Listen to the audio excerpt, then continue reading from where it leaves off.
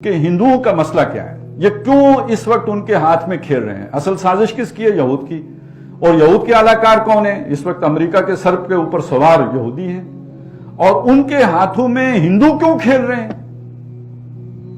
تو ہندوؤں کی اپنے بھی ایک خناس ہے، ظاہر ہے وہ کوئی بیماری تو اندر ہوتی ہے نا جس کو شیطان بڑکا دیتا ہے، کچھ میرے اندر ہوگا جس کو وہ بڑھاوا دے دے گا۔ وہ کہتے ہیں نا کہ جی شیطان پمپ کرتا ہے، تو پمپ کہاں کرتا ہے؟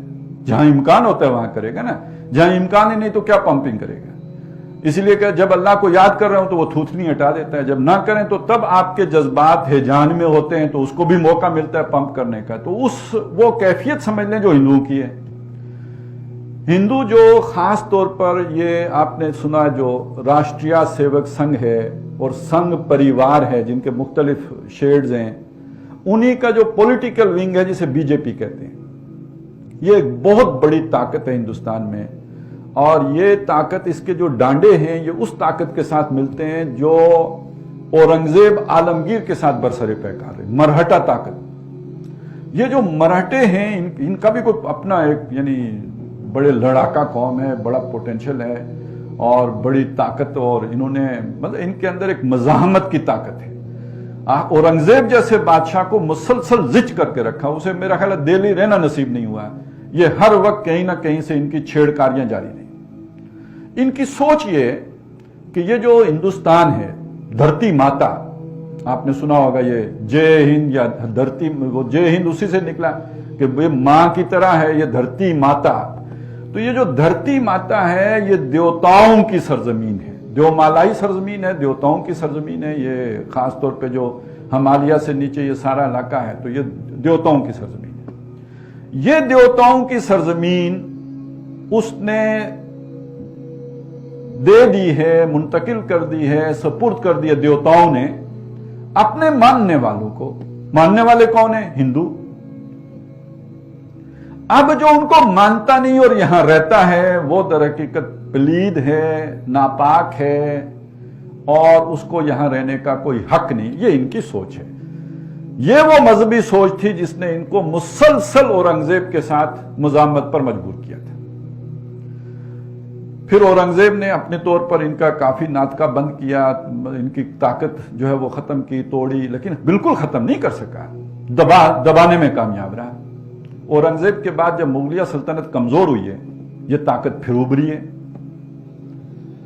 اور یہ نبی صلی اللہ علیہ وسلم کے دین کا یہ والا جو معاملہ، خاص طور پہ اس کا یہ جسٹس اور عدل والا معاملہ ہندوستان میں جس شخصیت نے سب سے بھرپور طور پر سب سے پہلے سمجھا ہے وہ شاہ ولی اللہ رحمۃ اللہ ہیں۔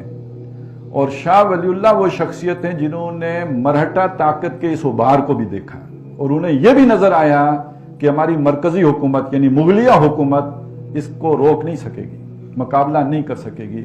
تو انہوں نے احمد شاہ ابدالی کو خط لکھا اور ہندی مسلمانوں کی مدد کے لیے ان کو آمادہ کیا۔ یہ جو احمد شاہ ابدالی نے حملہ کیا تھا اس کے پیچھے جو ذہن ہے، جو ماسٹر مائنڈ ہے، جو جن کی سوچ کار فرما ہے اس کے پیچھے، وہ شاہ ولی اللہ رحمۃ اللہ ہے۔ انہوں نے انہیں دعوت دی اور بہرحال احمد شاہ ابدالی نے آ کے ان کی طاقت کا زور توڑا ہے، وگرنہ یہ کہ یہ اسی وقت مسلمانوں کے ساتھ وہ ہو جاتا، اور وہ جو ہو جاتا وہ کیا ہے؟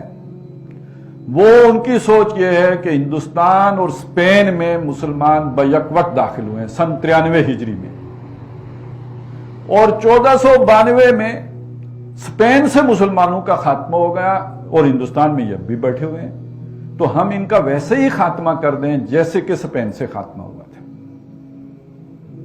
تو بہرحال احمد شاہ ابدالی ہمارے بہت بڑے محسن ہیں کہ جنہوں نے ہندوستان کے مسلمان کا تحفظ کیا اور اس مرہٹا طاقت کا سر کچلا۔ البتہ کچھ عرصے کے بعد یہ پھر منظم ہو گئے، اور اب ان کے منظم ہونے کا دور ہے۔ آج سے یوں سمجھ لیجئے تقریباً 80 سال 90 سال پہلے جب خاکسار تحریک اٹھی ہے تو ہندو کو ایک خوف محسوس ہوا، کیونکہ یہ تقریباً سیمی ملیٹنٹ قسم کی ایک تحریک تھی۔ بیلچا ہے تو بہرحال بیلچا بھی ایک درجے کا ہتھیار تو ہے ہی، اور اس کے اندر پھر یہ کہ چپراس چپ بھی ہے، یعنی ایک فوجی ڈسپلن بھی ہے، نظم و ضبط بھی ہے۔ اس سے ہندو نے ایک خوف محسوس کیا، اس کے ری ایکشن میں انہوں نے ایک ویسی ہی جماعت بنائی RSS راشٹریہ سیوک سنگھ، اور وہ بھی ایک سیمی ملیٹنٹ قسم کی جماعت، اور اس کی انہوں نے تشکیل کی، اور اس میں وہ والنٹیئرز لیتے تھے جو شادی بھی نہ کریں، یعنی اپنے آپ کو ہمہ وقتی تحریک کے لیے وقف کر دیں، وہ شادی تک نہیں کرتی۔ اور اس کے دو کیڈرز ہوتے تھے، ایک چالک ہے، ایک پرچارک ہے۔ پرچارک ان کے مبلغین جو باقی لوگوں کو ہندوتوا کی جو ہے وہ دعوت دینے والے، ابھارنے والے، مذہب کے لیے کھڑا کرنے والے، اور چالک وہ ہیں جو ان کے منتظمین ہیں، ناظم وغیرہ جو ان کو چلانے والے اور چال چلانے والے، یہ چالک ہیں۔ جس کی شادی ہو جائے وہ اس بنیادی کیڈر سے نکل جائے گا۔ جب انہوں نے پولیٹیکل ونگ بنایا تو وہ پھر اب اس میں چلے جاتے ہیں۔ ابھی آپ نے مودی صاحب نے شادی کی ہوئی ہے لیکن چھپا کے رکھی ہوئی ہے، بتائی ہوئی نہیں ہے۔ یہ وہی چکر ہے سارا، جو ان کا جو نیوکلس ہے، پھر اس میں نہیں رہ سکتے کہ جس نے شادی کر لی ہو۔ تو یہ ہے در حقیقت وہ مرہٹا طاقت جس نے پھر RSS کی صورت اختیار کر لی۔ اور اس وقت ان کے جنون کی کیفیت کا اگر آپ نے اندازہ لگانا ہو، پہلے تو ان کی طاقت کا اندازہ لگائیں۔ طاقت اگر ان کی دیکھنی ہو تو بابری مسجد کی شہادت دیکھیں۔ کانگریس کی حکومت ہے جو سیکولر ہے، اور اس حکومت میں وہ اپنے لاکھوں والنٹیئرز کو لے کے نکلتے ہیں۔ اچھا آپ ذرا سوچئے، آپ 1000 آدمی کو مشتعل کر کے لے کے آئیں نا سڑک پہ، وہ آپ کے کنٹرول میں رہے گا؟ وہ وہاں جاتے ہی پتھراؤ کرے گا، پتہ نہیں کیا کیا کرے گا، جو آپ نہیں بھی چاہتے وہ شروع کر دے گا۔ لیکن یہ لاکھوں لوگوں کو لے کے نکلے ہیں، کوئی جلاؤ نہیں، کوئی گھیراؤ نہیں، کوئی فتنہ نہیں، کوئی فساد نہیں۔ ایودھیا گئے ہیں، مسجد گرایا، واپس آ گئے۔ جس مقصد کے لیے گئے وہ پورا کیا، اس کے سوا کچھ بھی نہیں کیا۔ اس حد تک ڈسپلنڈ اور آرگنائزڈ لوگ ہیں۔ اور اگر آپ نے دیکھنا ہو کہ ان کی پینیٹریشن سوسائٹی کے اندر کتنی ہے، تو وہ ہندوستانی اینکر سے پتہ چلے گا آپ کو۔ یہ بات میں کیوں کہہ رہا ہوں، آپ نے ان کو ان دنوں سنا ہوگا، وہ معقول لوگ ہی نہیں لگتے، پاگل جنونی لگتے نا۔ تو کیوں وہ جنونی بنے ہوئے ہیں؟ یہ جو ٹی وی اینکرز ہوتے ہیں، یہ تو در حقیقت جو معاشرے کا ٹرینڈ ہوتا ہے اس کے مطابق بولتے ہیں۔ یہ ٹرینڈ سیٹر نہیں ہوتے، یہ معاشرے کو کسی رخ پر ڈھالنے والے نہیں ہوتے۔ انہوں نے دیکھنا یہ ہوتا ہے کہ معاشرے میں کیا شے پسند کی جاتی ہے، ریٹنگ تو اس سے بنے گی نا، لوگ کیا پسند کرتے ہیں۔ تو اگر وہ آپ کو جنونی صورت میں پاگل پن کے دورے پڑے ہوئے نظر آتے ہیں ان کے اینکر، تو در حقیقت معاشرے کی ڈیمانڈ یہ ہے، معاشرہ پاگل ہو چکا ہوا ہے۔ کس نے کیا ہے؟ اس راشٹریہ سیوک سنگھ نے کیا ہے، اور اسی کا مظہر یہ ہے کہ یہ الیکشن جیتا ہے، نریندر مودی الیکشن جیتا جو پوری دنیا میں بین تھا، ڈکلیئرڈ ٹیررسٹ، اس لیے کہ گجرات میں جو کچھ اس نے مسلمانوں کے ساتھ کیا، امریکہ میں تو اس کا داخلہ منع تھا۔ تو اس کے باوجود وہ اس کو انہوں نے الیکشن جتا دیا۔ اور اب ان کا ذرا تصور ذہن میں لائیں، میں نے آپ کو بتایا ان کی سوچ کیا ہے۔ ان کی سوچ یہ ہے کہ یہ پوری دھرتی ماتا کس کے لیے ہے؟ ہندو، صرف ہندو کے لیے۔ لہذا شروع میں ان کا نعرہ تھا، آج سے کچھ عرصہ پہلے، کہ مسلمان کے 2 استھان، قبرستان یا پاکستان، یا تو پاکستان چلے جاؤ یا قبرستان جانے کے لیے تیار ہو جاؤ۔ اور اس کی ایک جھلک انہوں نے گجرات میں دکھا دی تھی۔ لیکن ان کا الٹیمیٹ ایم کیا ہے؟ پاکستان کو بھی ختم کر کے، جیسے اسپین سے مسلمانوں کا خاتمہ کیا گیا، پوری دھرتی ماتا کو اس ناپاک وجود سے پاک کر دیا جائے۔ یہ ان کا الٹیمیٹ گول ہے۔ لیکن پہلے مرحلے میں وہ کیا کرنے جا رہے ہیں؟ اس وقت آئین سازی میں، چونکہ ہندوستان کا آئین سیکولر آئین ہے، وہ عیسائیوں کو، مسلمانوں کو، سب کو ایکول رائٹس دیتا ہے، یعنی برابر کے شہری ہیں۔ یہ چیز وہ اس کمیونٹی کو جو یہ سمجھتی ہے کہ یہ دھرتی ہے ہی ہماری اور کسی کا حق ہی نہیں ہے یہاں پہ رہنا، وہ اپنے آئین کے اندر اس شے کو گوارا کر سکتے ہیں۔ لہذا انہوں نے کبھی اپنے اس آئین کو نہیں مانا ہے۔ گاندھی جی کو قتل کرنے والا اس تنظیم کا ایک فرد ہے، اس نے قتل کیا ہے۔ اسے بڑی ناراضگی تھی کہ گاندھی نے یہ چیز کی کیوں ہے، مسلمانوں کو یہ حقوق کیوں دے دیے، اس لیے قتل کرا دیا۔ وہ اس آئین کو نہیں مانتے اور وہ چاہتے ہیں کہ آئین کے اندر تبدیلی کی جائے، اور اس تبدیلی کے راستے میں بس ایک رکاوٹ باقی ہے، 2/3 اکثریت۔ کیونکہ ایک تو انہیں چاہیے ہوتا ہے کہ جو بھی ان کی ریاستیں ہیں، شاید 29 ہیں یا 30 ہیں، ان میں سے آدھی ریاستیں اس ترمیم کے حق میں ہوں، وہاں اکثریت آپ کو حاصل ہو، تو 22 میں اکثریت حاصل ہے، وہ مسئلہ ہی نہیں۔ دوسرا ان کی ایک جیسے ہمارا سینٹ ہے اور قومی اسمبلی ہے، تو ان کی لوک سبھا ہے، قومی اسمبلی، اور اوپر راجیہ سبھا ہے۔ تو راجیہ سبھا تو منتخب ہو کے آئے گی ساری کی ساری جو ہے وہ وہاں سے صوبوں سے، وہ تو ان کے اکثریت ہو ہی جائے گی۔ لوک سبھا میں انہیں 2 تہائی اکثریت چاہیے۔ یہ آخری رکاوٹ ہے۔ جس دن یہ رکاوٹ دور ہو گئی تو پتہ ہے انہوں نے پہلا قانون کیا بنانا ہے؟ اس ہندوستان کے شہری صرف اور صرف ہندو ہیں، جس کا مطلب کیا ہے؟ سارے نان ہندو، کیا مسلم، کیا کرسچن، کیا بدھ، جو بھی ہیں باقی سارے، وہ ہندوستان کے شہری ہی نہیں رہیں گے۔ جب وہ شہری ہی نہیں رہیں گے تو وہ کوئی شے پوزیس کرنے کا حق نہیں رکھیں گے۔ آپ زمین کے مالک کسی ملک میں کب بن سکتے ہیں؟ جب آپ اس زمین اس ملک کے شہری ہوں۔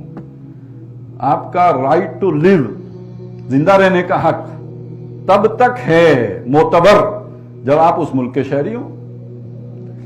آپ شہری ہی نہیں رہے تو اس کے بعد در حقیقت آپ اس ملک میں غلام کی حیثیت سے تو رہ سکتے ہیں، اور غلام بہرحال وہ آقا کی مرضی ہوتی ہے زندہ رکھے یا مار دے، وہ آقا کی مرضی ہوتی ہے کہ اسے کہیں کیمپوں میں رکھے یا یہ کہ سڑکوں پہ چھوڑ دے، وہ تو پھر آقا پہ ڈیپینڈنٹ ہے۔ وہ شہری رہیں گے نہیں، اور جب شہری نہیں رہیں گے تو نہ ان کی املاک ہوں گی، بالکل غلام والا سٹیٹس جو عرب میں تھا۔ اور یہ آپ کو لگے گا کہ بڑی خیالی سی بات ہے، لیکن ذرا آپ برما کا تو سفر کر کے دیکھیں، وہاں مسلمانوں کے ساتھ یہ ہو چکا ہے، ان کے شہری حقوق ساقط کیے جا چکے ہیں، اور وہ خبریں آپ پڑھ چکے ہیں جو کچھ برما میں ہوا، اور اس کے پیچھے یہی ذہنیت ہے۔ اور یہاں آ کے اب جو جوڑ جڑتا ہے ان کا اسرائیل کے ساتھ، اس کو سمجھ لیں۔ ہندوستان کے ہندوؤں کے اس ناپاک ارادے کی راہ میں واحد مزاحمت اگر کوئی ہے تو ایٹمی پاکستان، اور دوسری طرف کچھ ایسے ہی ارادے مشرق کے وسطی میں یہودی رکھتے ہیں، گریٹر اسرائیل بنانا۔ اور 1967 میں بن گوریان یہ کہہ چکا ہے کہ ہمیں اب عربوں سے کوئی مسئلہ نہیں ہے، اور اگر 67 میں مسئلہ نہیں تھا تو اب تو بالکل ہی کوئی مسئلہ نہیں ہے، کیونکہ نہ عراق میں جان رہی ہے، نہ شام میں جان رہی ہے، نہ کسی اور میں جان رہی ہے۔ ایک وہ سعودی عرب والے تو اب دوستی کرنے کے لیے تیار ہیں، تو پیچھے کیا رہ گیا ہے؟ تو بن گوریان نے 67 میں کہا کہ ہمارے لیے خطرہ صرف پاکستان ہے۔ اس کی 2 وجوہات، ایک اس کی نظریاتی اساس کلمہ، اور اس کی پوری فکری بیک گراؤنڈ مجدد الفسانی سے لے کر علامہ اقبال تک۔ یہ 2 قومی نظریہ کوئی ایک دن میں تو نہیں بن گیا، یہ کوئی 1940 کی پیداوار تو نہیں ہے۔ یہ تو جو مجدد الفسانی اکبر کے دربار میں کھڑے ہوئے اور انہوں نے جو جس طرح اس وحدت ادیان کے بت کو پاش کیا ہے، تو وہ 2 قومی نظریے کی بنیاد پڑ گئی تھی۔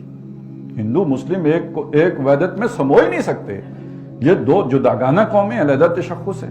انہوں نے اتباع سنت پہ جو زور دیا ہے، تو مسلمان جب سنت کی پیروی کرے گا تو اس کا جداگانہ تشخص قائم ہوگا کہ نہیں ہوگا؟ وہ بالکل ایک علیحدہ شناخت کے حامل ایک شخصیت بن کے سامنے آئے گی۔ تو اس کی بنیاد رکھنے والے مجدد الفسانی ہیں، پھر مختلف شخصیات نے اسے پروان چڑھایا، اس میں علی گڑھ کا بھی ایک کنٹریبیوشن ہے، پھر یہ کہ قائد اعظم علامہ اقبال، اس میں کوئی شبہ نہیں ہے، لیکن یہ کہ جہاں سے اس کی ابتدا ہوئی وہاں سے سمجھ لینا چاہیے۔ تو ایک اس کی نظریاتی اساس، اور دوسرا اس کی فوجی طاقت، اور اب میزائل ٹیکنالوجی اور ایٹمی ٹیکنالوجی نے اس طاقت میں کئی گنا اضافہ کر دیا۔ اب اسرائیل تک مار میں آ گئے، تو اس کے اور اس نے اگر مسجد اقصی ویرانی ہو، اس نے اگر مدینے پہ قبضہ کرنا ہو، تو پورے عالم اسلام میں اسے خطرہ کہاں سے ہوگا؟ تو اب یہ دونوں پرانے دوستوں کی پھر بیماری بھی ایک ہو گئی نا، مسئلہ بھی ایک تکلیف دہ کانٹا ایک بن گیا۔ پرانے دوست اس لیے کہہ رہا ہوں کہ ایک رائے یہ بھی ہے کہ یہ جو برہمن، یہ در حقیقت ابراہم کی بگڑی ہوئی، ابراہیم کی بگڑی ہوئی شکل ہے، اور اس کو کچھ چیزیں تقویت بھی دیتی ہیں۔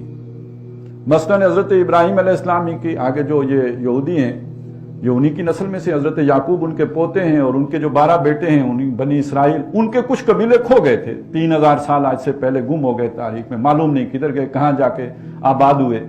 تو وہ جب گم ہو گئے ہیں تو ایک خیال یہ ہے کہ انہی میں سے، انہی کھوئے ہوئے قبیلوں میں سے ایک یہ بھی ہے۔ ایک رائے اور بھی ہے، وہ یہ ہے کہ شاید یہ حضرت یعقوب کے ایک بڑے بھائی بھی تھے،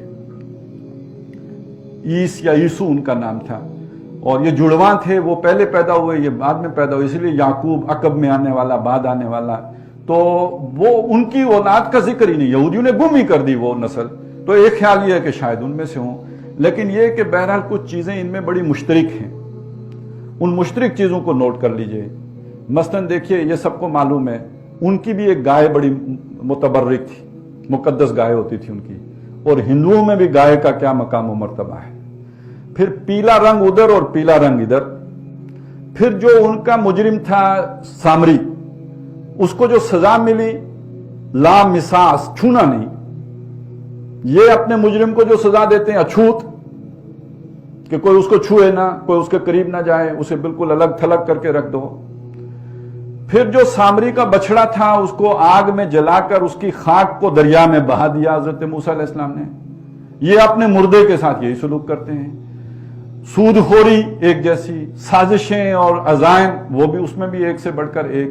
یہ دونوں، ان کی بہت ساری چیزیں اس طرح کی مشترک ہیں، جس وجہ سے یہ کہ ایک تو یہ درد بھی ایک جیسا ہو گیا، بیماری بھی دونوں کو ایک ہی لگ گئی. اور بالکل جیسے مشرکین مکہ اور جو بنو قریظہ اور جو بنو نذیر خیبر کے جو یہودی تھے، ان کا جس طرح آپس میں اتحاد بن گیا تھا غزوہ احزاب کے موقع پر، ایک ایسا ہی اتحاد اس موقع پر آ کر یہ ساری جو اینٹی اسلام طاقتیں ہیں ان کا بن گیا ہے پاکستان کے خلاف. اور اس میں اب ہندوستان کے ان عزائم یا ہندوؤں کے ان عزائم کو دیکھتے ہوئے یہودیوں نے بڑے آرام کے ساتھ انہیں آگے لگا دیا.